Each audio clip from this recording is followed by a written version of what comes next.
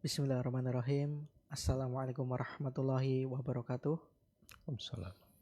Alhamdulillahirabbil alamin wassalatu wassalamu ala nabiyina Muhammadin wa ala alihi washabbihi wa man tabi'ahum bi ihsanin ila yaumidin amma ba'du. Alhamdulillah, segala puji bagi Allah. Kita patut bersyukur serta memperbanyak syukur kita atas banyak nikmat dan juga karunia yang telah Allah berikan kepada kita.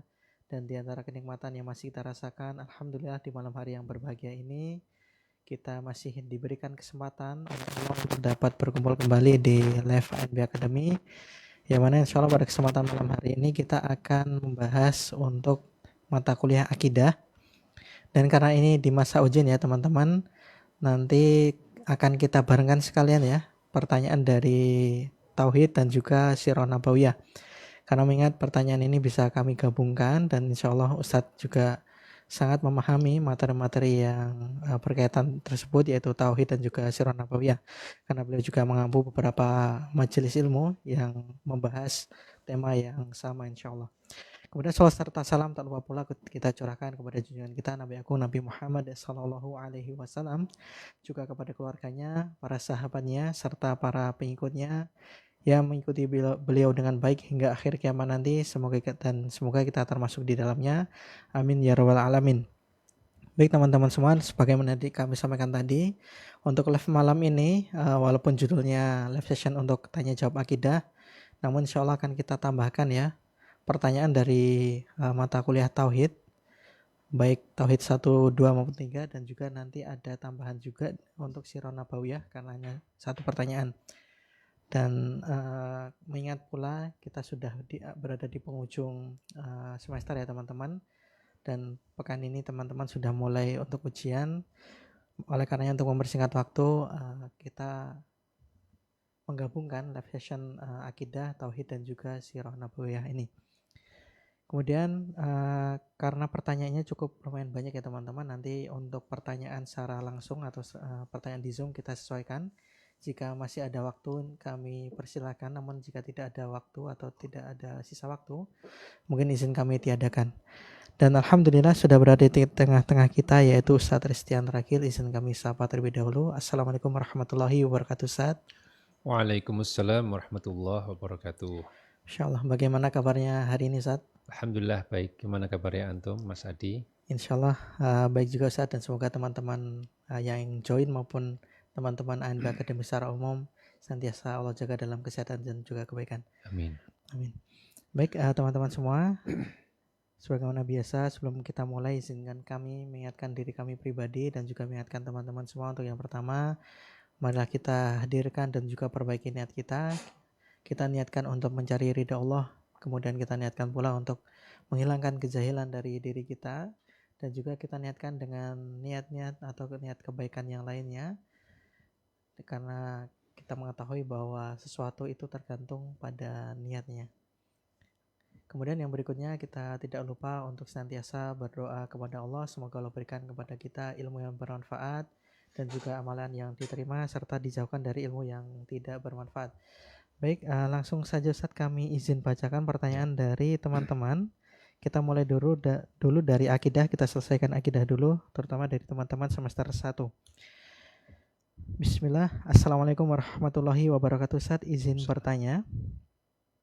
Ana pernah mendengar tidak akan masuk surga kecuali jiwa yang mukmin.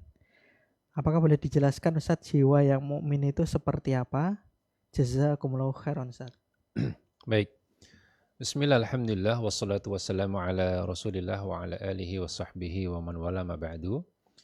Berkaitan dengan pertanyaan pertama, yaitu apa yang dimaksud dengan jiwa yang beriman pada hadis la yadkhulul jannah illa nafsun mu'minah. Ya, tidak masuk surga kecuali jiwa yang beriman. Maksudnya adalah orang yang masuk surga hanyalah orang yang beriman, orang yang dalam hatinya ada keimanan kepada Allah Subhanahu wa taala. Siapapun yang tidak punya iman dalam hatinya walaupun hanya sebiji dzarrah, ya, maka dia tidak akan masuk surga. Tapi siapapun yang dalam hatinya ada iman walaupun hanya sebiji jagung, sebiji sawi, keimanan, maka dia akan masuk surga walaupun mungkin akan mampir ke neraka dulu. Karena inilah akidah Ahlussunnah wal Jamaah, bahkan ini adalah akidah kaum muslimin, bahwa setiap orang yang beriman, ya itulah yang akan menjadi tiket untuk masuk surga. Ya, itu kurang lebih maknanya, sehingga orang yang mau dia sebaik apapun, ya dia seorang donatur, tapi dia tidak punya iman, tidak akan masuk surga. Wallahu ta'ala alam bissawab. Baik Ustaz, jazakumullah khairan atas jawabannya. Kemudian pertanyaan berikutnya Ustaz. Bismillah, izin bertanya Ustaz. Apakah ormas atau organisasi masyarakat yang banyak beredar di Indonesia juga masuk ke dalam kelompok-kelompok sesat? Jazakumullah khairan Ustaz. Ya, baik. Ini pertanyaan penting. Ya. Boleh jadi ada sebagian orang yang menduga bahwa ormas-ormas yang ada di Indonesia termasuk kelompok sesat. Ya. Ini adalah kita sebut oversimplifikasi atau terlalu menyederhanakan. Karena perlu kita bedakan antara perkumpulan orang dengan pemikiran yang sama dengan ormas. Ya. Yang dimaksud dalam hadis 73 golongan itu adalah tentunya orang-orang yang punya akidah yang sama. Ya, kumpulan orang yang punya akidah yang sama. Misalnya Khawarij. Khawarij kumpulan orang-orang yang punya akidah mengkafirkan pelaku dosa besar. Mu'tazilah kumpulan orang-orang yang dia mendahulukan akal daripada dalil. Rafidhah atau Syiah kumpulan orang-orang yang ya mereka ghulu terhadap Ali bin Abi Thalib dan mencela sahabat. Ya, Qadariyah kumpulan orang-orang yang menafikan takdir. Ya. Jabriyah dan seterusnya, semua itu ada, mereka berkumpul dalam kesamaan pemikiran, walaupun mereka berpisah-pisah, walaupun mereka tidak saling kenal. Tapi mereka punya pemikiran yang sama, mereka jadi satu kelompok yang disebut dengan kelompok-kelompok tadi. Ya. Inilah yang dimaksud dalam kelompok sesat. Ya. Orang yang punya pemahaman atau punya akidah yang menyimpang dari jalan Ahlussunnah wal Jamaah, walaupun dia tidak dalam ormas tertentu, atau bahkan tidak saling kenal, ya, mereka tercerai berai di mana-mana, tapi mereka bersatu dalam pemikiran. Itu yang dimaksud. Adapun ormas, tentunya kita tidak bisa mengatakan satu ormas isinya sama semua akidahnya. Mungkin hanya beberapa saja, ya, organisasi yang memang betul-betul mengikat anggotanya dengan pemikiran tertentu. Ada memang satu dua, mungkin beberapa ya, organisasi yang mengikat anggotanya dengan pemikiran tertentu yang harus diadopsi dan harus diyakini oleh anggotanya. Ini ada juga. Tapi yang saya tahu kebanyakan ormas tidak demikian. Mungkin mereka punya garis-garis besar, tapi untuk akidah mereka tidak terlalu memaksakan anggotanya untuk berakidah dengan akidah tersebut. Ya, sehingga untuk ormas-ormas seperti ini, ya kita nggak bisa klaim ormas ini menyimpang atau termasuk kelompok sesat. Ya. Di antara misalnya ormas A misalnya, isinya bisa jadi orang-orang ahli sunnah. Di dalam juga boleh jadi ada orang-orang yang ahli bid'ah. Karena mungkin ormas itu bukan untuk menyatukan mereka dalam satu akidah tertentu ya. Mungkin mereka ormas yang bergerak di bidang kemanusiaan. Jadi siapapun boleh masuk. Sehingga ahli sunnah bisa masuk, ahli bid'ah juga bisa masuk gitu ya. Jadi kita nggak bisa mengatakan ormas ini berarti ahli bid'ah kan gitu ya. Sehingga ahli bid'ah atau bukan nanti kembali kepada person sesungguhnya, ya. Kembali kepada person, kepada orangnya. Ya. Meskipun seseorang itu, misalnya dia berakidah ahli sunnah, dia di ormas yang mungkin ormas itu dikenal dengan ormas yang kebanyakan anggotanya itu berakidah yang bukan ahli sunnah, tapi dia di situ. Bukan berarti kemudian karena dia masuk situ dia ahli bid'ah kan gitu ya. Atau sebaliknya, barangkali ada ormas yang dikenal akidahnya banyakkan ahli sunnah. Ada ahli bid'ah satu masuk di situ, apakah dia jadi ahli sunnah? Jawabannya juga tidak. Sehingga kembali penilaian itu kepada individu, bukan kepada ormasnya. Adapun ketika ormas itu memang menetapkan, setiap yang masuk ormas ini akidahnya harus seperti ini, akidahnya harus meyakini Allah di mana-mana, misalnya, contohnya kalau ada ya. Atau harus meyakini bahwasanya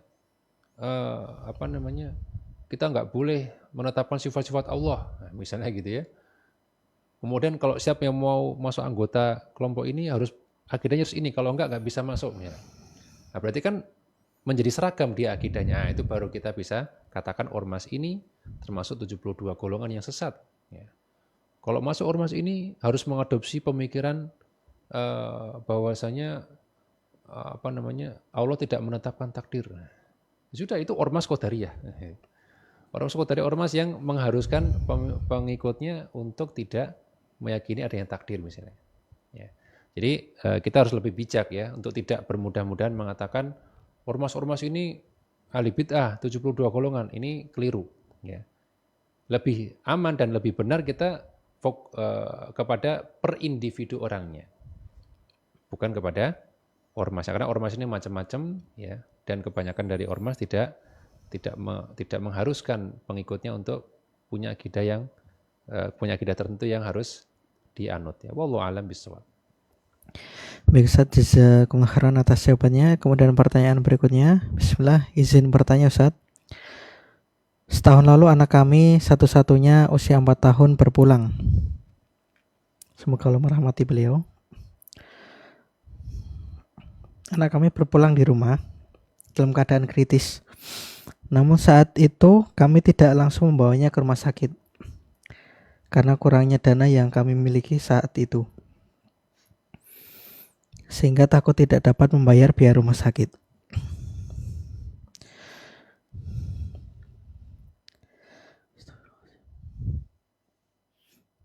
Dan anak kami meninggal karena kehabisan nafas. Saat itu kami hanya memberi bantuan nafas sebisa kami. Setelah kepulangannya hingga kini, kami masih sangat merasa bersalah karena menyebabkan anak kami berpulang dan trauma memiliki anak lagi. Afwan Ustaz. Nah, apakah di sini kami bersalah dalam akidah karena kami, mohon maaf Ustaz. Nah, apakah di sini kami bersalah dalam akidah kami kepada qada dan qadar? Karena kami selalu merasa kepulangan anak kami disebabkan oleh pembiaran kami yang tidak langsung membawanya ke rumah sakit karena kami takut tidak bisa bayar biaya rumah sakit. Dan apakah kami termasuk yang kurang percaya kepada Allah? Dan apakah kami kurang tawakal? Dan apakah kami termasuk yang hanya tawakal kepada selain Allah? Bagaimana cara kami bertaubat Ustaz, dan bagaimana cara hilangkan waswas syaitan setelah ini? Jazakumullah khairan Ustaz. Baik. Yang pertama, kami mengucapkan bela sungkawa atas wafatnya Ananda dari penanya. Mudah-mudahan Allah Subhanahu wa taala menempatkan Ananda di surganya dan menyusulkan nanti orang tuanya ketika meninggal juga bersama dengan anaknya di surga nanti. Amin ya rabbal alamin. Kemudian yang berikutnya berkaitan dengan apakah kalau seorang itu menyesal, ya, terutama kemudian berkaitan dengan nyawa orang gitu ya, apalagi nyawa buah hatinya sendiri yang kemudian sudah tentu wajar orang atau seorang orang tua itu kemudian merasa menyesal ya, mungkin tidak maksimal dan lain sebagainya. Namun perlu diketahui dalam Islam bahwasanya kita dilarang untuk berandai-andai. Ya, kita dilarang untuk berandai-andai sesuatu yang telah berlalu. Nabi SAW mengatakan, wa in asabaka syai', kalau engkau ditimpa sesuatu yang sudah terjadi, ya, fala taqul, janganlah engkau mengatakan lau anni fa'altu kana kadza wa kadza. Janganlah engkau mengatakan seandainya dulu saya begini, saya melakukan ini, maka yang terjadi adalah seperti ini. Maka ini dilarang kata Nabi. Ya, karena apa? Fa innal lau taftahu abwaaba syayatin. Karena perkataan seandainya ini akan membuka pintu setan. Pintu setan itu banyak. Menjadikan seorang kemudian menyalahkan takdir Allah. Menjadikan seorang kemudian mengganggu pikirannya, ya. Merasa bahwasanya dirinya adalah orang yang terus-menerus merasa bersalah, dan itu semua adalah pintu setan sebetulnya. Maka Nabi melarang berandai-andai. Dan Nabi menawarkan kalimat yang lebih afdol, yang lebih baik, dan lebih menunjukkan kepasrahan kita kepada Allah, yaitu walakin, akan tapi katakanlah qadarullah wa masya'a fa'al. Ya, katakanlah Allah telah mentakdirkannya dan apa yang Allah kehendaki pasti akan terjadi. Allah akan menjalankan apa yang Allah kehendaki. Kalimat ini adalah kalimat yang pertama, dia adalah kalimat yang menunjukkan bahwasanya segala sesuatu ini telah Allah kehendaki. Ya, berarti memang Allah telah menghendaki kejadiannya seperti itu. Dan itu yang terbaik. Karena tidak mungkin Allah mentakdirkan jelek. Ya, tidak mungkin Allah kemudian salah dalam mentakdirkan. Tidak mungkin Allah keliru dalam mentakdirkan.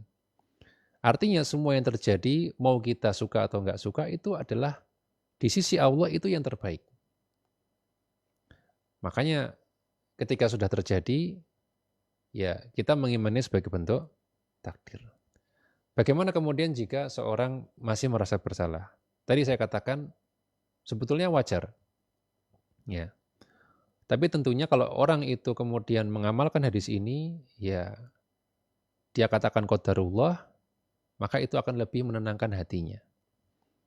Akan lebih kemudian membuatnya lebih tenang. Sebagaimana pernah saya dengar kisah ya, ini mungkin agak berbeda dari yang dialami, tapi kurang lebih mirip ya. Ada seorang ustadz yang kemudian dia sebenarnya remeh ya. Nggak tahu remeh atau tidak, tapi yang jelas dia kehilangan sesuatu setelah dari masjid. Kalau enggak motornya atau apanya gitu ya. Maksudnya remeh dibandingkan dengan musibah yang dialami oleh penanya. Tapi ustadz ini kemudian setelah mendapati motornya hilang gitu ya, atau kendaraannya hilang, dia katakan, Allah telah mentakdirkan ini 50.000 tahun sebelum menciptakan langit dan bumi. Ini sudah Allah tetapkan nih, motornya saya ini hilang, sudah Allah tetapkan sejak saya belum lahir. Menunjukkan apa? Dia tahu ini adalah yang terbaik. Dan Allah mengetahui hikmah dari kejadian tersebut. Allah yang maha tahu hikmahnya apa. Ya, ada hikmah yang tersembunyi di balik kejadian tersebut. Yang mungkin nanti kita bisa menyadarinya nanti. Mungkin nggak sekarang, tapi bisa jadi nanti. Ada orang yang bisa tahu hikmahnya seketika, ada yang mungkin baru menyadari hikmahnya di kemudian hari. Ya. Tapi ketika kita beriman dengan takdir, bahwa itu adalah takdir, ya hati kita lebih legowo. Ya. Kata Allah Ta'ala dalam Al-Quran, ya, kaila ta'sau alama fatakum, wala tafrahu bima atakum. Dengan kita mengetahui takdir, mengetahui bahwasanya Allah telah menetapkan alhamdulillah. Ya, yahdikumullah. Dengan kita mengetahui bahwasanya Allah telah menetapkan takdir sebelum menciptakan langit bumi, kaila ta'sau ala ma fatakum, supaya kalian itu tidak menyesali apa yang terlewat bagi kalian. Itu tujuannya. Wala tafrahu bima atakum, dan tidak terlalu gembira dengan apa yang diberikan kepada kalian, karena apapun yang Allah ambil dari kalian itu sesuatu yang Allah takdirkan, nggak usah terlalu sedih. Dan apa yang Allah berikan itu juga sebetulnya adalah ujian. Sehingga kamu tidak perlu terlalu gembira. Nah, maka nasihat kami tentunya kalau berkaitan dengan yang tadi ya, mari kita amalkan hadis Nabi tadi dengan mengucapkan qadarullah wa masya'afal. Qadarullah wa masya'afal. Sambil meyakini kandungannya bahwasanya itu adalah takdir yang sudah Allah tetapkan, dan itu yang terbaik. Yang kedua, apakah seperti kemudian kepikiran itu adalah bentuk tidak beriman? Tentunya tidak ke sana arahnya. Ya. Itu adalah lebih kepada tabiat manusia. Orang merasa bersalah itu sesuatu yang biasa. Tapi selama dia meyakini itu adalah takdir Allah, memang ini yang sudah Allah takdirkan dan yang terbaik, itu tidaklah kemudian menafikan keimanan terhadap takdir, ini tidak berdosa. Ya. Itulah sikap alamiah. Tentunya kalau kita mau lebih afdol, ya sikap kita adalah sabar. Ya, sikap kita adalah sabar. Kalau kita terus-menerus menyesali, ya itu khawatirnya malah menjadi sikap yang tidak sabar. Dan itu malah bisa jadi dosa. Tapi kalau kita sudah legowo, nerimo, ya, maka insya Allah akan diganti pahala oleh Allah Subhanahu Wa Taala. Karena setiap pahala kesabaran itu tidak ada batasnya. Banyak sekali, saking banyaknya nggak ada batasnya. Allah tidak mengatakan sekian, tapi apa? Bi ghairi hisab, nggak ada batasnya, itu nggak tahu kita berapa Allah ngasihnya. Ya. Maka tadi itu bukan termasuk berarti nggak beriman, itu tetap beriman kepada takdir selama apa? Kita ridho dengan takdir Allah Subhanahu Wa Taala. Kemudian mungkin yang terakhir apa, saya lupa ya. Pertanyaan yang berkaitan dengan apa tadi? Tawakal atau apa, Mas? Lupa saya. Tadi yang terakhir. Oh iya. Saya kira ini kan kasusnya ini ya, apa namanya, dia atau orang tuanya ini berusaha sendiri sebelum ke dokter atau gimana ya? Saya kurang, maksudnya apakah hubungannya ke sana atau gimana? Yang jelas tentunya orang tua ini punya alasan ya, penanya ini punya alasan dia tidak membawa anaknya, ya dia juga punya pertimbangan sendiri gitu ya. Mungkin dia merasa mungkin tidak terlalu parah atau yang lainnya, kita nggak tahu. Yang jelas tentunya saya meyakini bahwa penanya ini adalah orang tua yang sayang sama anaknya. Ya. Dan dia juga tentunya ada keterbatasan, tadi masalah biaya dan lain sebagainya. Dan ini saya kira tidak berkaitan dengan tawakal. Ya. Tawakal itu artinya kita menyerahkan urusan kepada Allah Subhanahu wa taala. Justru kalau kita terlalu bergantung pada dokter, terlalu bergantung pada usaha sendiri, itu namanya nggak tawakal. Wah saya bisa ini kayak gini doang, kecil. Dia nggak merasa butuh Allah Subhanahu wa taala, itu nggak tawakal baru namanya. Jadi kalau orang berusaha kemudian dia tahu bahwa yang menentukan hasilnya adalah Allah, itu tawakal, sudah.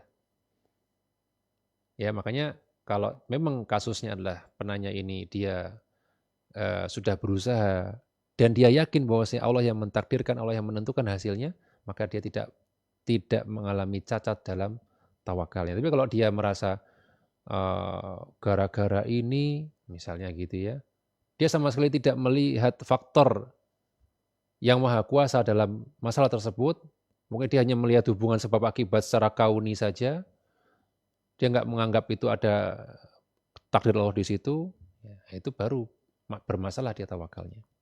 Ya. Jadi semoga menjadi pencerahan, dan untuk penanya sekali lagi, apakah perlu tobat atau tidak, ya mungkin bisa kita kembalikan kepada diri sendiri, ya, apakah saya sudah sabar atau belum. Kalau saya belum sabar, itulah ditobati. Ya, kalau mungkin saya merasa belum ridho dengan takdir Allah, itulah yang ditobati. Ya. Nah setelah ditobati tentunya kita mulai untuk ridho dengan takdir Allah, ya, meyakini bahwa itulah yang terbaik dari Allah, maka berarti kita tidak lagi protes dengan takdir Allah, maka itulah yang kemudian akan menjadi tobat yang sempurna. Wallahu taala a'lam bishawab.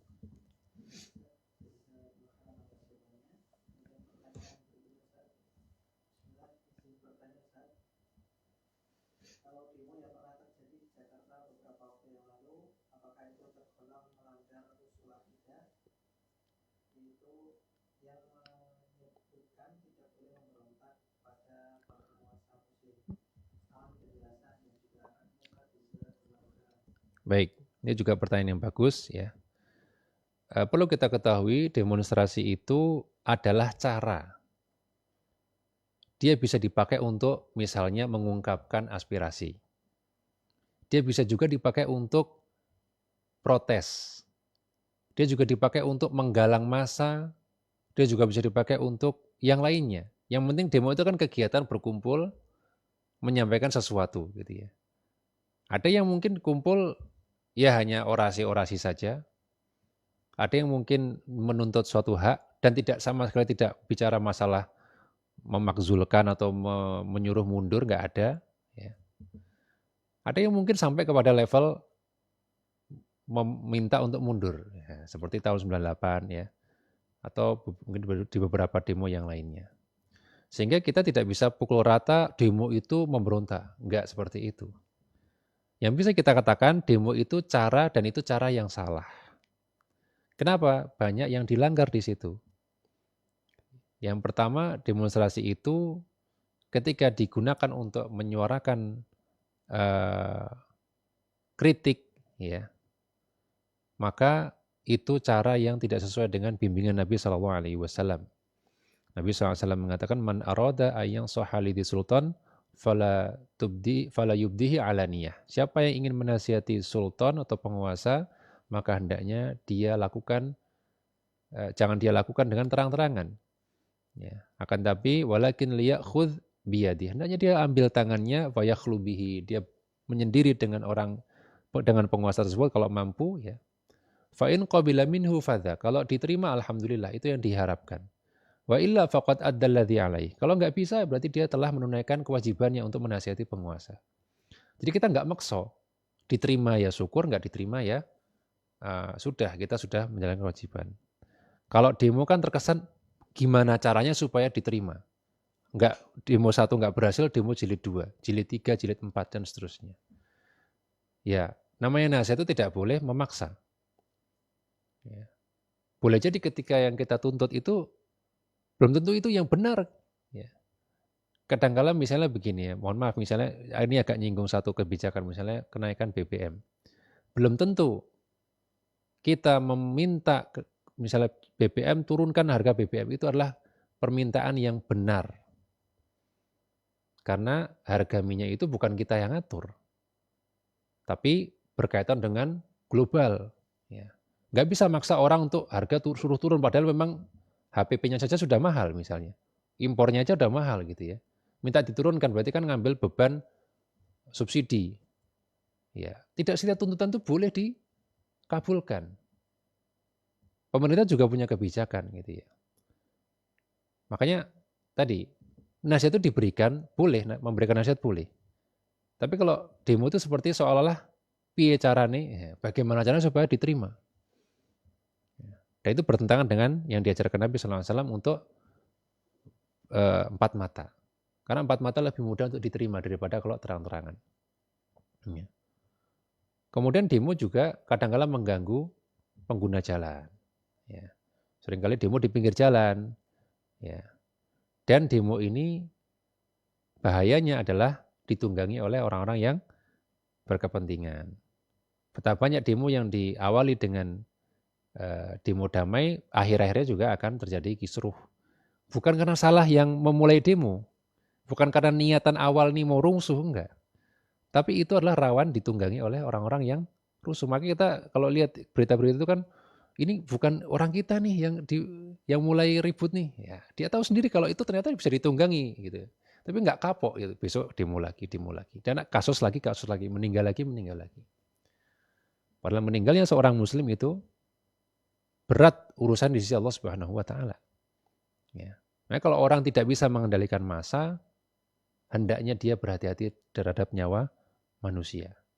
Ya. Demo tadi ya, ada potensi untuk kesana dan itu potensinya cukup besar. Nah, kalau demo ini kita memandangnya sebagai bentuk cara yang salah, itu aja dulu. Nah, baru nanti kalau demo ini misalnya untuk menggulingkan, nah itu baru masuk kepada pasal apa? Pemberontakan. Minta turun. Ya. Sebagaimana siapa yang mencontohkan seperti ini? Para pemberontak Khalifah Utsman bin Affan radhiyallahu anhu. Cara mereka untuk menurunkan Utsman dengan apa? Dengan demo. Mereka berkumpul di rumah Utsman, demo. Turun. Tapi Utsman karena disuruh Nabi untuk jangan menuruti keinginan para demonstran, Utsman bertahan dan akhirnya terbunuh. Ketika ditanya sama sahabat Utsman, ya, wahai Utsman, kenapa engkau nggak turuti mereka aja, kan selesai urusan. Nggak ada pertumpahan darah, bukankah itu yang kau mau? Ya. Apa kata Utsman? Ya. Kalau saya turuti mereka, apakah saya tetap hidup selama-lamanya? Enggak, kan tetap mati juga. Gitu. Kalau saya turuti mereka, apakah mereka akan puas? Enggak juga. Ya. Akhirnya apa? Saya nggak mau kalau setiap tuntutan untuk turun kok dituruti, nanti jadi kebiasaan. Nggak suka sama pemimpinnya, turun. Ada salah dikit, salah pidato, salah apa, turun. Salah ngomong apa gitu ya, salah kebijakan dikit atau nggak sesuai, turun. Wah, nanti ganti-ganti setiap tahun ganti presiden itu bisa-bisa. Karena apa? Ya kalau suruh turun harus turun. Nggak becus kamu, ganti.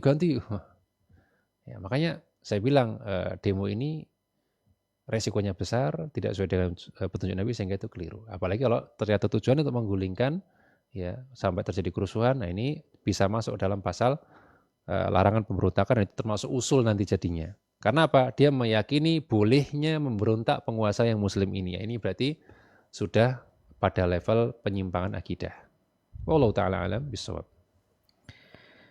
Baik Ustaz, jazakumullah khairan atas jawabannya. Kemudian pertanyaan berikutnya Ustaz. Bismillah, izin bertanya Ustaz, bagaimana kita mengetahui bahwa pendapat atau mazhab yang kita pilih adalah benar? Karena terkadang kita cenderung memilih yang lebih ringan di kondisi tertentu. Semisal ketika seseorang meyakini menyentuh suami menyebabkan wudunya batal. Namun ketika umroh memilih pendapat bahwa menyentuh suami tidak membatalkan wudu dikarenakan susahnya mencari tempat wudu. Mohon penjelasannya berkaitan dengan hal ini Ustaz.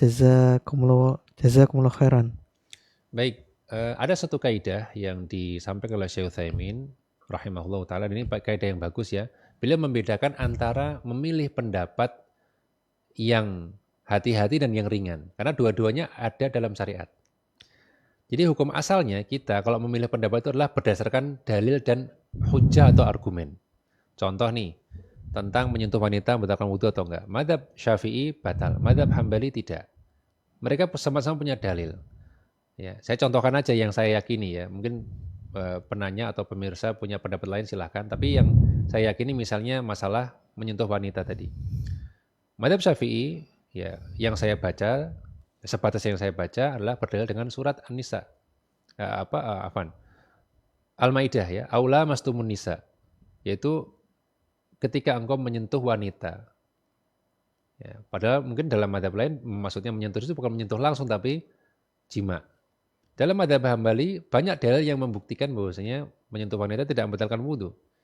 Ya, Nabi mencium Aisyah, mencium istrinya sebelum berangkat. Ya, Nabi ketika sholat memegang, menyingkirkan kaki Aisyah dan seterusnya. Itu kan bukti bahwasanya menyentuh wanita tidak membatalkan wudhu.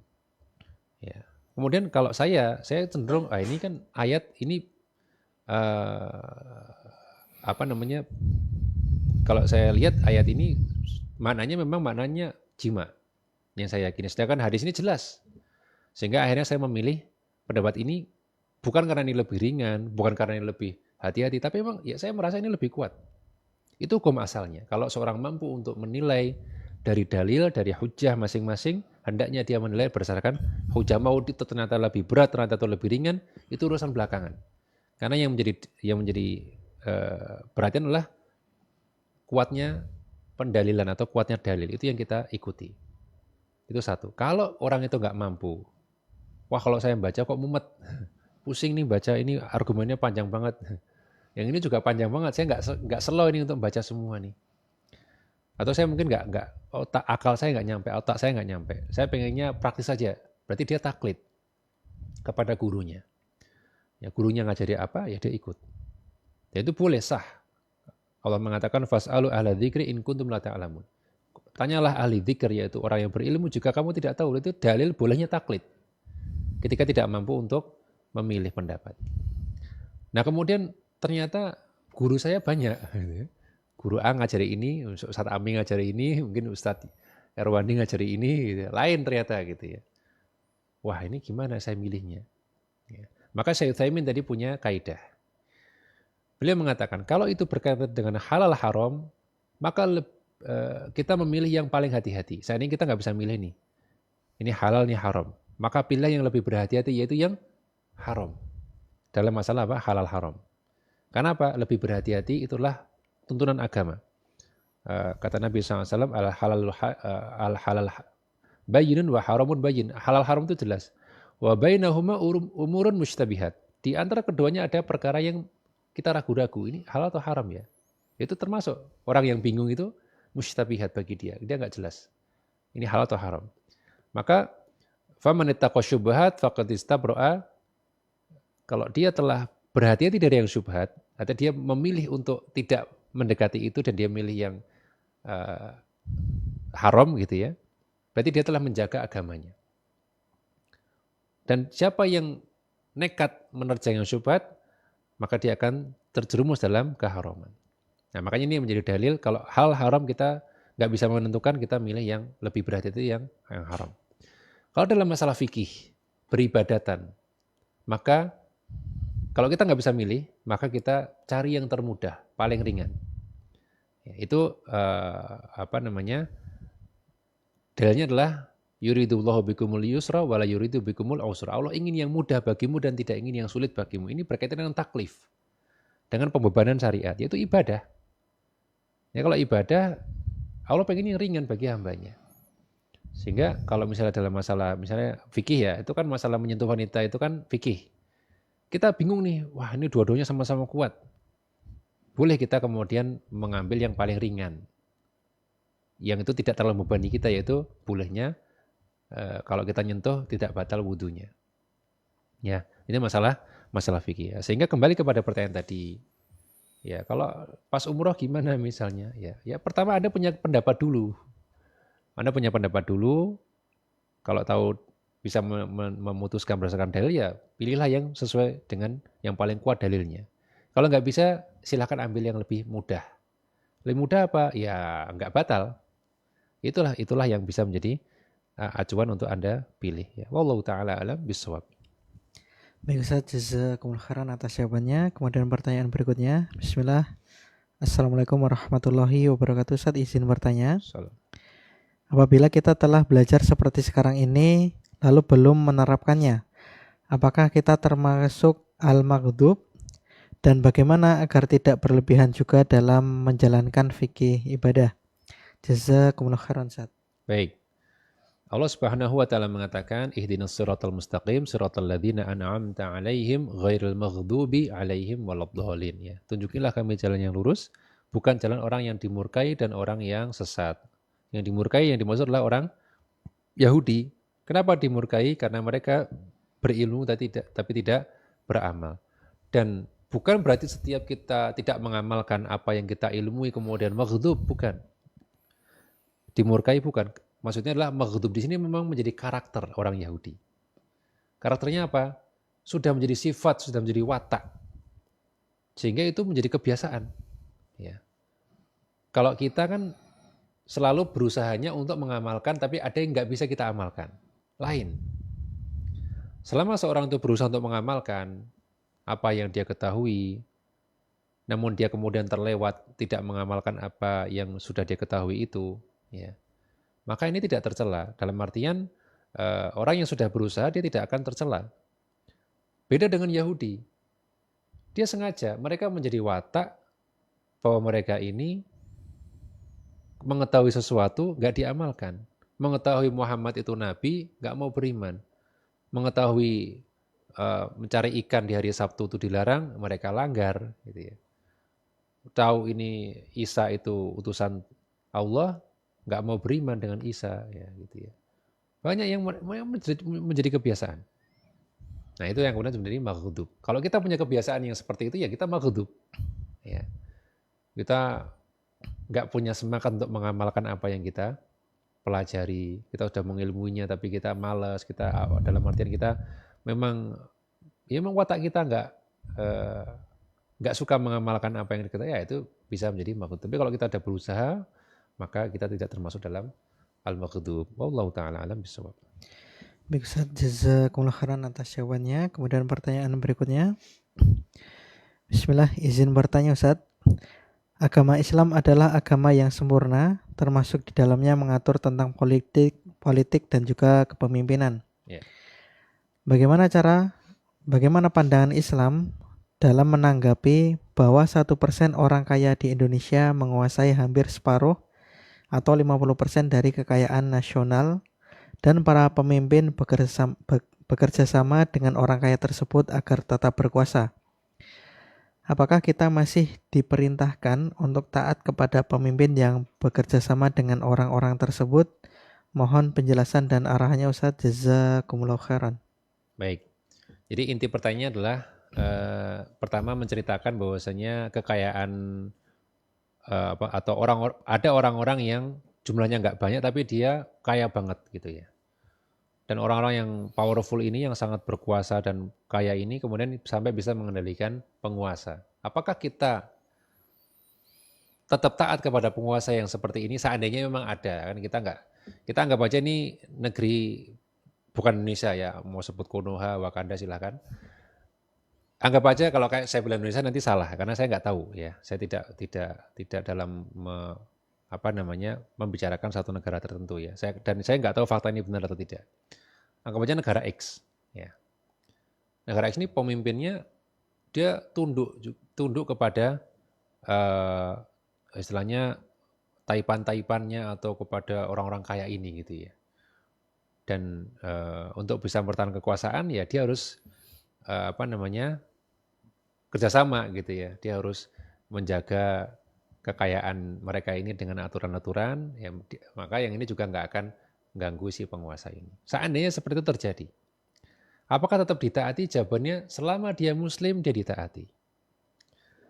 Karena tidak ada dalam akidah ahli sunnah ataupun dalam hadis ya pengecualian ketaatan kecuali masalah keimanan orang ini.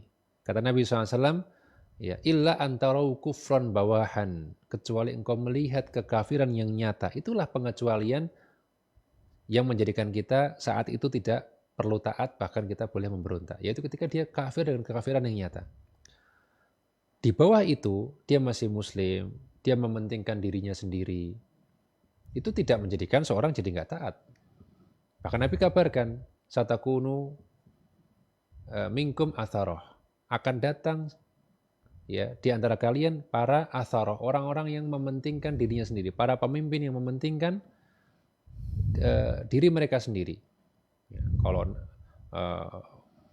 kalau misalnya mengalokasikan kemakmuran pelit, ya kalau untuk diri sendiri, nah ini itu Nabi sudah kabarkan ada yang seperti itu. Nabi juga kabarkan akan datang para pemimpin yang qulubuhum qulubu syayatin, hatinya seperti hati setan. Fi jismanil ins, tapi jasadnya jasad manusia. Hati setan itu udah kayak gimana coba? Jahatnya gitu ya. Udah jahat seperti setan, mengutamakan diri sendiri. Ketika sahabat nanya, apakah kita afala nuqatilu? Bolehkah kita memperangi orang seperti ini? Ya. Kata Nabi, la ma sallau. Enggak, jangan selama dia masih sholat. Ya. Kenapa kok Nabi sangat menekankan untuk masalah jangan memberontak ini? Karena memberontak itu akan timbul kerusakan yang besar. Ya. Dan stabilitas negara dalam Islam itu sangat dihargai. Allah Ta'ala maha mengetahui hamba-hambanya. Allah mengetahui sosiologi manusia. Manusia itu, ya, kalau mereka dibiarkan untuk boleh memberontak penguasanya, itu akan chaos. Ya. Kalau manusia tidak dibolehkan untuk tidak taat kepada penguasanya, ya, pada hal yang ma'ruf, itu akan chaos. Kalau kita tanya kepada ahli-ahli, mereka akan membenarkan bahwa kepemimpinan itu suatu hal yang niscaya dalam kehidupan kita. Kalau orang itu nggak mau dipimpin, nggak mau taat, ya, dia pengennya apa dikit berontak-berontak, itu akan kacau semuanya. Nah makanya Nabi bahkan mengumpamakan walaupun hatinya setan, walaupun mementingkan diri sendiri, tetap taat dan jangan berontak. Karena madharat pemberontakan itu masih lebih besar daripada madharat mentaati pemimpin yang seperti itu. Tentunya mentaati dalam perkara yang ma'ruf, bukan dalam maksiat. Ya. Dia masih punya banyak aturan yang baik. Kita taati aja. Nah, kalau dia merintahkan yang buruk, ya kita nggak boleh taat karena berarti kita bermaksiat kepada Allah Subhanahu wa Ta'ala. Ya. Jadi kalau pertanyaannya apakah taat? Jawabannya simpel, tetap taat. Bahkan ketika dia kafir pun kita juga masih harus kalkulasi, mikir-mikir ini kalau diberontak maslahat madharatnya gimana. Itu juga harus dipikirkan walaupun dia udah kafir, anggap aja gitu ya. Nggak bisa semata-mata semudah itu, wah berarti sekarang boleh. Nah, udah diberontak, udah terjadi pertumpahan darah, siapa yang mimpin sekarang? Saya, ini saya lebih berhak. Perang lagi. Nanti yang mana naik malah lebih jelek. Ya. Akhirnya tidak mendapatkan kebaikan sedikit pun dari hal tersebut ya. Wallahu ta'ala alam bisawab. Baik Ustaz, jazakumullah khairan atas jawabannya Ustaz. Kita sekarang beralih ke semester 3 Ustaz. Ya. Masih di akidah. Bismillah. Assalamualaikum warahmatullahi wabarakatuh Ustaz. Semoga Ustaz dan kita semua selalu dalam lindungan Allah. Izin bertanya Ustaz, saya pernah mendengar bahwa harta anak laki-laki adalah milik orang tuanya. Ceritanya yaitu suami punya tanah yang dibeli sendiri dan bukan dari harta warisan, yang mana dikelola oleh ibu kami. Kemudian kami ingin hijrah, yaitu pensiun, dan ingin kembali kelola sendiri tanah milik kami tersebut sebagai ikhtiar pencari rezeki. Tetapi tidak diperbolehkan oleh ibu kami karena masih ingin dikelola oleh ibu kami. Posisi ibu tidak kekurangan harta dan masih punya pensiunan dari bapak dan pemberian dari kami anak-anaknya. Dan sudah kami beritahukan bahwa itu untuk sarana utama kami mencari rezeki, namun tetap saja tidak diperbolehkan dengan alasan beliau merasa anaknya tidak bisa bertani. Kemudian kami ajukan kalau memang tidak boleh akan kami jual saja untuk modal usaha, namun tetap tidak diperbolehkan. Bagaimana hukumnya Ustadz dan bagaimana sikap kami sebaiknya? Mohon arahnya Ustadz, jazakumullahu khairan. Baik. Perlu kita ketahui bahwasanya memang ada hadis yang menyebutkan bahwasanya harta seorang itu milik bapaknya. Nabi SAW mengatakan, anta wa maluka li abik. Ya. Engkau dan hartamu itu milik bapakmu. Tapi hadis ini bukan kemudian berlaku mutlak. Ya. Hadis ini adalah berbicara tentang kalau orang tua membutuhkan dan juga tidak membutuhkan kita, ya kita kasih ke orang tua. Mereka punya hak atas harta yang kita punya, karena mereka juga dulu yang mengeluarkan harta untuk membesarkan kita. Sudah sewajarnya kemudian ketika mereka membutuhkan dan kita juga dalam posisi yang bisa memberi, ya mereka berhak atas harta yang kita punya. Nggak boleh pelit dalam masalah ini. Tapi kalau memang kemudian kita butuh dan mereka nggak butuh, mereka cuma pengen lebih, itu mereka nggak berhak. Karena hadis tadi dibatasi oleh tadi dua hal tadi. Mereka butuh, kita nggak butuh. Baru itu berlaku. Kalau kemudian memudaratkan kita sebenarnya butuh, malah mereka sebenarnya nggak terlalu butuh, ya. Ini nggak berlaku, hadis tersebut tidak berlaku secara mutlak, ya, nggak berlaku dalam kondisi yang semacam ini. Tentunya saya akan menjawab sesuai dengan apa yang dilaporkan oleh penanya. Saya nggak tahu apakah kemudian ada detail yang tidak diceritakan, tapi seandainya memang seperti itu kondisinya, memang orang tua sebetulnya nggak butuh, kitanya yang butuh, gitu ya.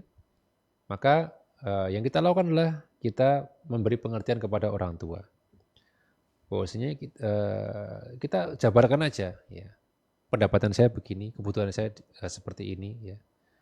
Kalau saya nggak pakai tanah ini untuk tambahan penghasilan, ya akan susah saya, misalnya gitu. Kasih pengertian.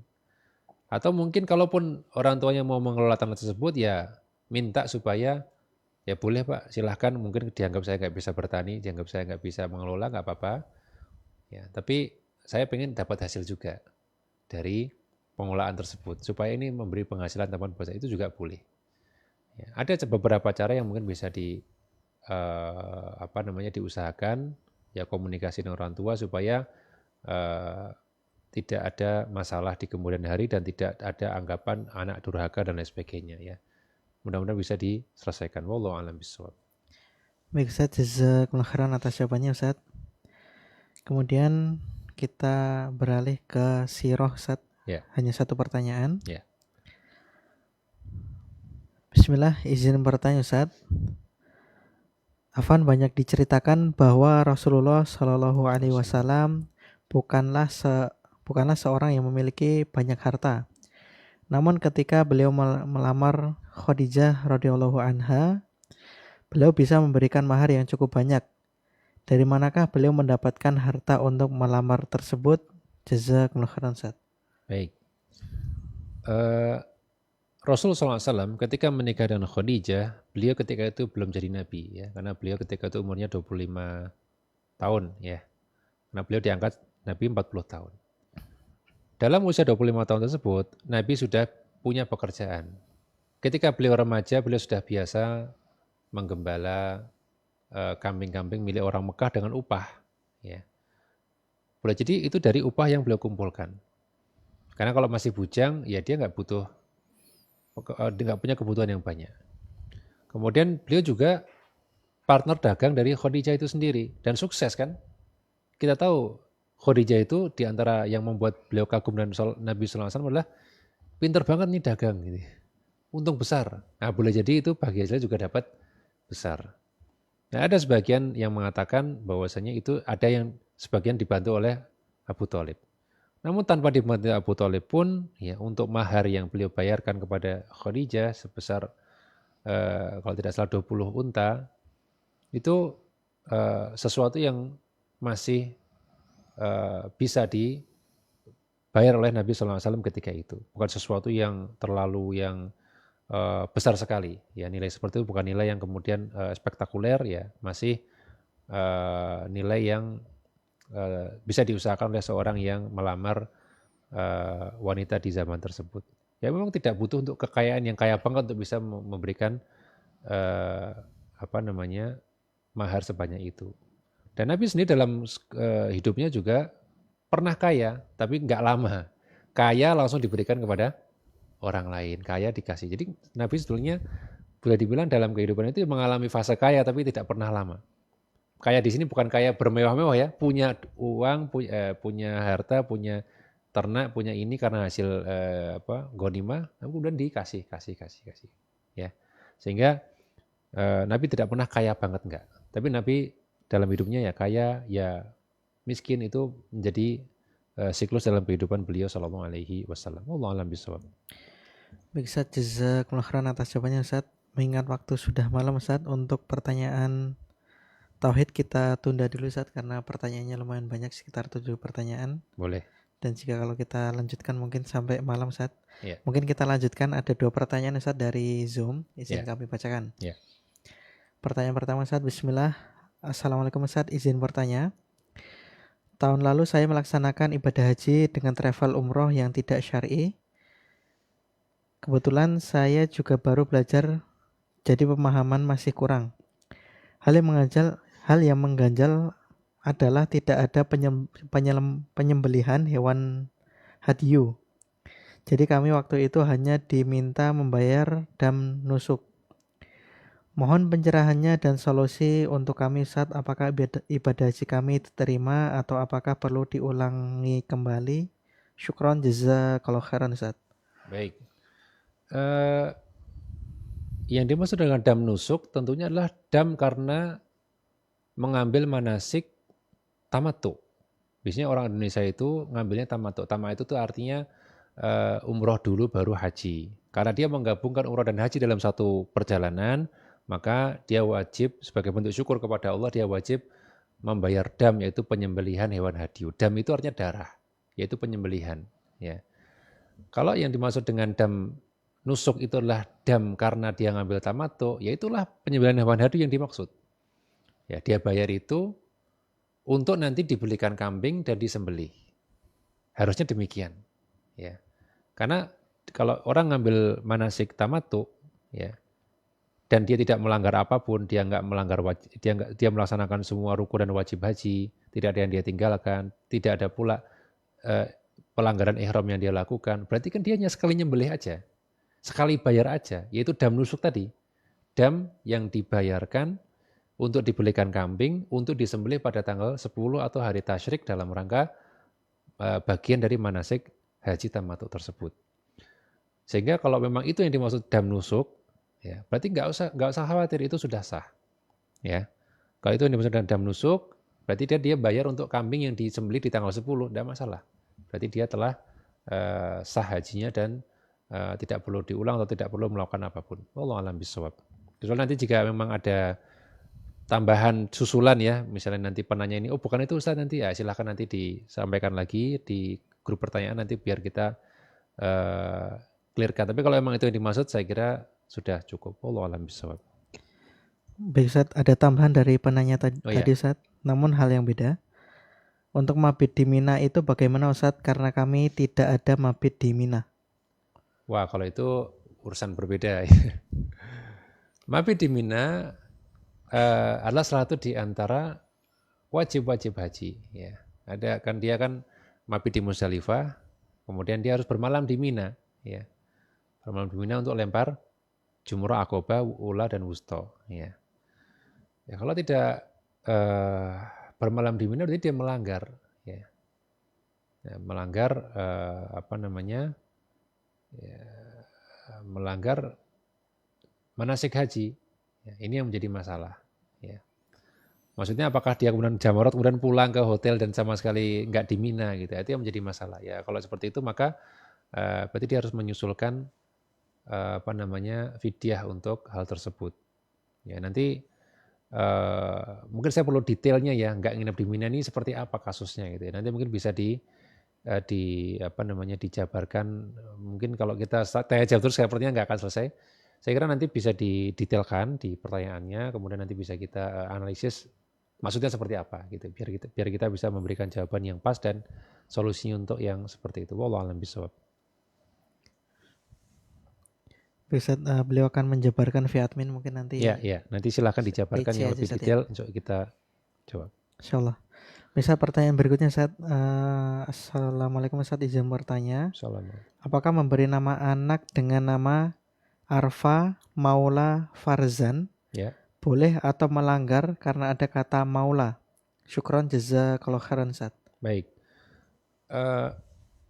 Di antara larangan dalam memberi nama adalah memberi nama yang merupakan salah satu di antara nama-nama Allah Subhanahu wa taala yang khusus hanya boleh untuk Allah Subhanahu wa taala. Ada nama Allah yang khusus hanya boleh digunakan oleh Allah Subhanahu wa taala dan ada nama Allah yang berserikat atau digunakan juga oleh makhluk. Ini harus kita bedakan dua ini. Contohnya Ar-Rahman. Ar-Rahman ini contoh yang pertama. Nggak boleh ada orang namanya Rahman, nggak boleh. Rahman saja nggak boleh. Rahman itu hanya Allah yang punya nama tersebut. Karena sifat Rahman itu hanya Allah yang punya. Yang punya rahmat yang sangat luas, itu hanya Allah. Nggak ada manusia punya rahmat yang luas banget seperti itu, nggak ada. Berarti Rahman nggak boleh. Sebaliknya Rahim boleh. Rahim itu adalah kasih sayang yang bersambung. Ya. Itu malah boleh. Rahim bukan khusus nama Allah Subhanahu wa taala. Ar-Rahman nggak boleh, kalau Rahim boleh. Al-Aziz, Aziz boleh nggak? Aziz boleh. Karena Allah menyebut penguasa Mesir Aziz. Ya. Termasuk Maula. Di antara nama Allah adalah Maula, ni'mal maula wa ni'man nasir. Allah sebaik-baik pelindung dan sebaik-baik penolong.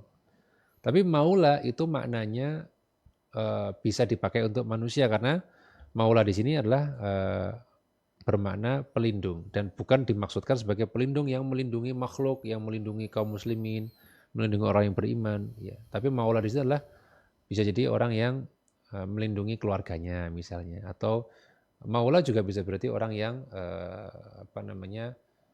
orang yang bisa berarti pemimpin, ya. Maula bisa berarti pemimpin, ya. Dia kalau memaksudkan dengan nama itu adalah punya maksud supaya yang bermakna pemimpin atau bermakna pengayom misalnya gitu ya, boleh, tidak masalah. Karena pengayom di sini bukan pengayom yang seperti Allah Subhanahu wa taala. Jadi boleh Maula, tidak masalah untuk dipakai sebagai nama karena bukan khusus ya Allah Subhanahu wa taala. Wallahu a'lam bishawab. Ustaz, ini ada tambahan, Ustaz, dari peserta lain, Ustaz. Ya. Nama anak saya Muhammad Fakih Rohman.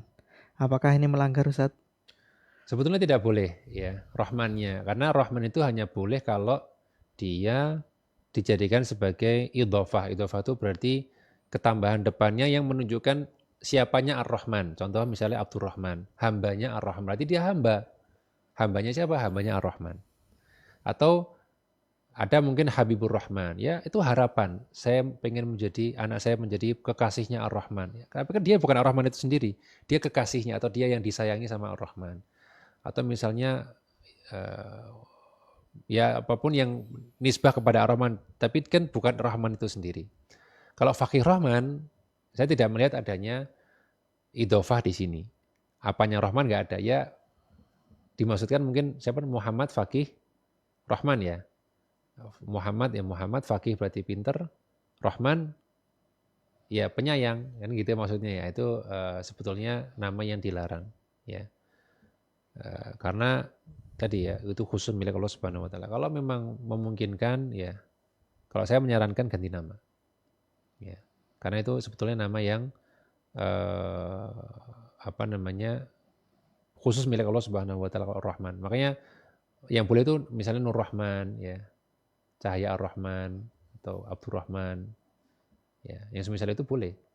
Walaupun nanti ada ada Rahman, tapi Rahman itu sebagai idhofah, tidak masalah. Wallahu a'lam bishawab. Jadi banyak yang konsultasi nama, Ustaz.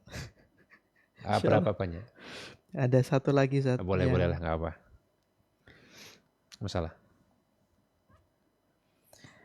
Ustaz, terkait memberi nama, anak saya namanya Indira Faranisa Asmi. Dahulu kami memberi nama Indira karena melihat maknanya kecantikan, kemegahan.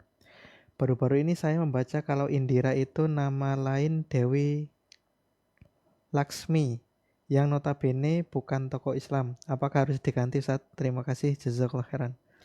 Baik. Kalau tidak sengaja ya, Dan memang saya sendiri nggak tahu juga ya Indira itu nama Dewi atau apa. Tapi tentunya itu orang tidak mengenalnya sebagai nama Dewi ya. Maksudnya tidak masyhur sebagai nama Dewi ya. Dan apa namanya, kalau memang dia bukan nama Dewi yang betul-betul Tuhan gitu ya, atau dia hanya dalam legenda misalnya ya, dia nggak tahu, insya Allah tidak masalah ya. Kan dia memaksudkan awalnya kan maknanya bukan kepada sosoknya ya. Insya Allah tidak masalah ya. Kalau memang sudah terlanjur ya, dan itu punya makna lain selain daripada nama Dewi, ya, berarti kita ambil kepada makna yang tadi dimaksudkan, bukan kepada yang nama Dewinya. Itu tidak masalah. Wallahu a'lam bishawab. Insyaallah.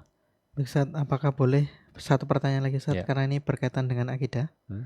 Baik, pertanyaan terakhir ya teman-teman, mohon maaf setelah ini kita cukupkan. Bismillah, izin bertanya Ustaz. Sumber akidah salah satunya adalah as-sunnah, yaitu semua yang datang dari Rasulullah, baik perkataan, perbuatan maupun pembiaran. Ya. Nah, pembiaran itu maksudnya apa Ustaz? Mohon penjelasannya, jazakumullah khairan. Baik.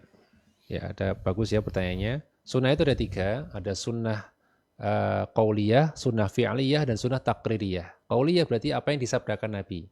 Perintah Nabi, anjuran Nabi, larangan Nabi, itu sunnah qauliyah, dari mulut Nabi langsung. Yang kedua fi'liyah, perbuatan Nabi. Nabi mencontohkan apa, Nabi mencontohkan ini, mencontohkan itu fi'liyah, perbuatan. Yang ketiga taqririyah, Nabi membiarkan suatu perbuatan sahabat dan tidak menegur, itu taqririyah. Contohnya apa? Misalnya Nabi membiarkan sahabat makan dob di depan beliau. Ada makan dob ya, semacam hewan mirip kadal, tapi kadal gurun ya. Itu spesifik hanya ada di Arab, nggak di sini nggak ada ya. Dob, atau kalau orang sini nyebutnya biawak, tapi bukan biawak. Dia semacam hewan melata gitu, dob. Nabi ditawari, mau makan dob nggak Nabi? Nabi bilang enggak, ini bukan makanan daerah saya. Ini saya nggak familiar dengan, atau ini bukan selera saya lah gitu ya. Tapi Nabi ketika mereka makan berarti halal hukumnya dob, karena Nabi membiarkan sahabat ini makan dob di depan beliau. Kalau itu haram pasti Nabi akan tegur, ini haram nggak boleh. Tapi Nabi biarkan, berarti itu namanya sunnah takririyah.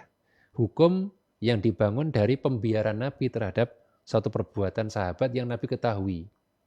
Nah, ada banyak contohnya, misalnya Nabi membiarkan, misalnya ada Umar berkata sesuatu misalnya gitu ya.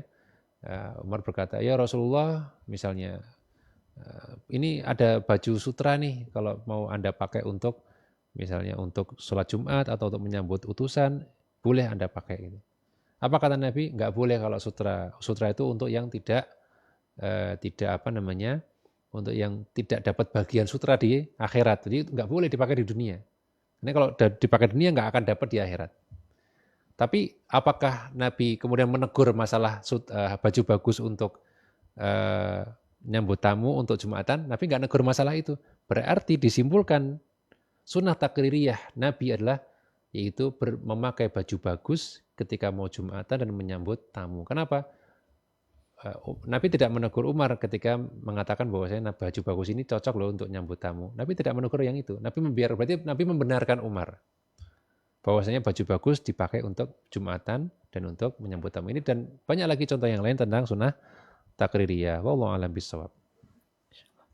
Ustaz, kami ucapkan jazakumullah khairan kepada Ustaz Rizyan atas banyak faedah dan juga jawabannya telah disampaikan kepada kami. Semoga menjadi ilmu yang bermanfaat bagi kami semua, dan juga kami mendoakan untuk Ustaz dan juga keluarga, semoga Allah senantiasa menjaga Ustaz dan juga keluarga dalam kebaikan dan juga dalam kesehatan. Juga berikutnya kami ucapkan terima kasih jazakumullah khairan kepada teman-teman yang sudah hadir pada kesempatan Zoom malam hari ini. Semoga Allah berikan kepada kita ilmu yang bermanfaat, dan juga silakan teman-teman untuk jangan lupa untuk mengerjakan ujian ya. Insya Allah waktunya sampai dengan tanggal 20 ya kalau nggak salah ya, atau 20 sekian hari Ahad. Jadi silakan untuk dimanfaatkan. Namun sembari kita adakan live seperti ini ya teman-teman ya, karena pertanyaan dari teman-teman cukup lumayan banyak, jadi masih kita agendakan walaupun teman-teman sedang masa ujian. Baik, demikian teman-teman, semoga Allah berikan kepada kita kemudahan untuk mengerjakan ujiannya ya. Dan jangan lupa untuk senantiasa berdoa terlebih dahulu. Dan kita cukupkan pertemuan malam hari ini dengan doa kafaratul majelis. Subhanakallahumma wa bihamdika asyhadu alla ilaha illa anta astaghfiruka wa atubu ilaik. Demikian kami selaku MC, mohon maaf apabila terdapat sedikit maupun banyak kesalahan dalam memandu live malam hari ini. Izin undur diri. Wassallallahu ala nabiyina Muhammadin wa ala alihi wasallam. Assalamualaikum warahmatullahi wabarakatuh.